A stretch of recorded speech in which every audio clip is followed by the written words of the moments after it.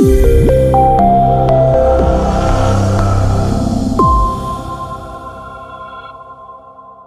I have a ton of questions, but I'm going to defer to the audience here.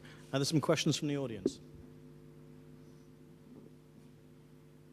Okay, let me kick it off. This is kind of a difficult one, but I think it's and it applies to everybody. I think it's key from the advertiser's perspective.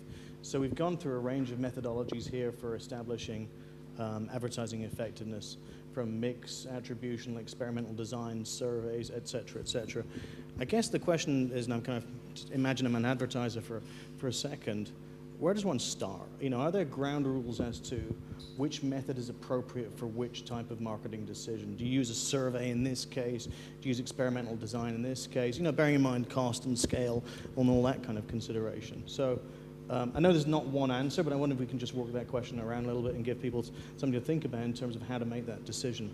Sibel, Lucien, let me turn to you first. What do you think about? Are there ground rules for which type of attribution or effectiveness measurement tool to use in any given situation?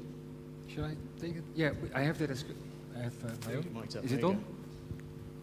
Am I on? Yeah, I am.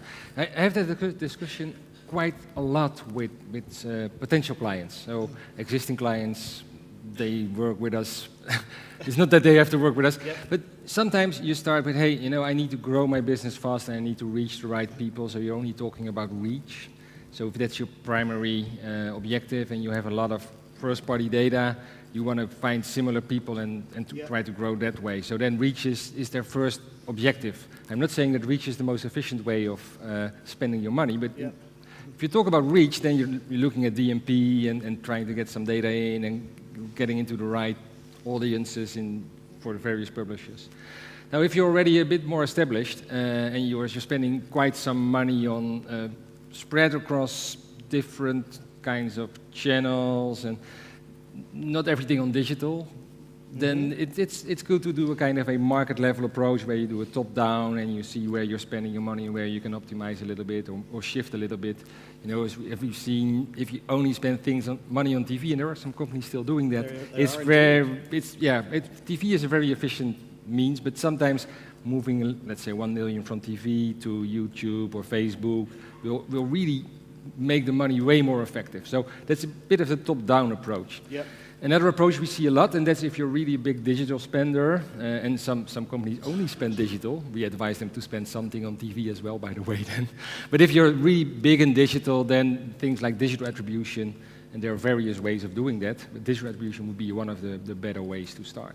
So it's sometimes a combination, depending on where you are and where you want to go. But these are the three things that we as Market Share Neustar normally advise our clients. Interesting perspective. I mean, at one point you mentioned advertisers only advertising on single platforms, whether it's TV or digital. You know, in the context of the findings I was mentioning a little while ago, we found that, in fact, I think it was 29% of marketers are actually using single campaigns, single platform campaigns, which, given the fact that, you know, two platform campaign is 19% more effective, is kind of crazy in this day and age. Sibel, what's your perspective on measurement? Right. Of course. Yeah. So I was going to say actually that we do a little bit of everything. So we have a perhaps slightly different part of our industry where we have to launch a new model. So it's very important that very quickly awareness becomes important. So we have generally very, very integrated marketing campaigns. Yep. But then we're always researching because we have also a lot of customer data. We're doing digital attribution. We're doing a little bit of everything. So I think perhaps for us the biggest challenge now is to think about what's the right thing to do when, and also how do you putting it all together so that actually we have a view that allows us to make decisions about what should we do when in the future. So perhaps maybe we have too much information, too much data. Got it. Fascinating. Thank you. Dan, what's your perspective on that?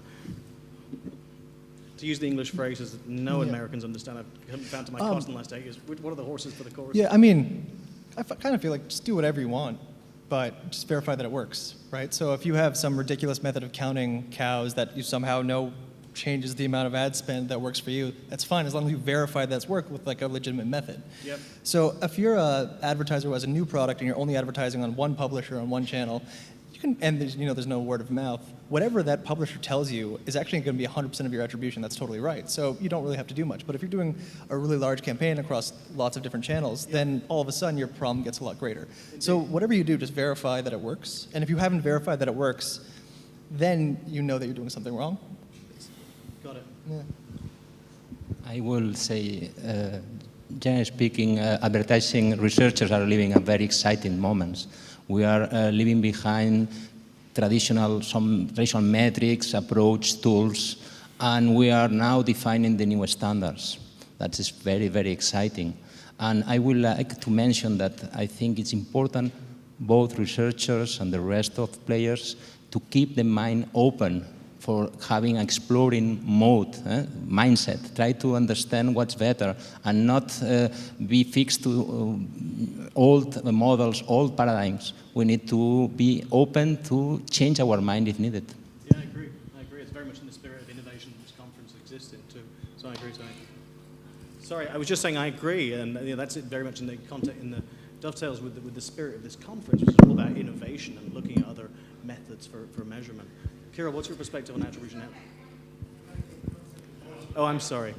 I basically said I agree. I think we all agree here that it starts with the right measurement of performance and then goes into attribution first. So we all talk about incremental causal lift, and unfortunately most attribution models don't account for it. So something that is built up on top of incremental lift analysis and then attribution, as Dan said, if it's one publisher, then you do either an experiment or you do observational study, but you intentionally do causal. To get a ground truth? You get ground truth, you figure out what you split between publishers, and then you devise a model which I'm not sure even exists at this point, where the attribution is a lot more of an, it's more subjective because there is not necessarily a lot of truth there. It's a game. It's a game. You need to incentivize different channels and partners to behave in your favor. But how you evaluate them, what you compute as a performance metric, has to be either a test control or observational study that mimics test control. And I think that's where the industry should be going. Really interesting. Thank you so much. And let's have a round of applause for all of our presenters this afternoon. Thank you.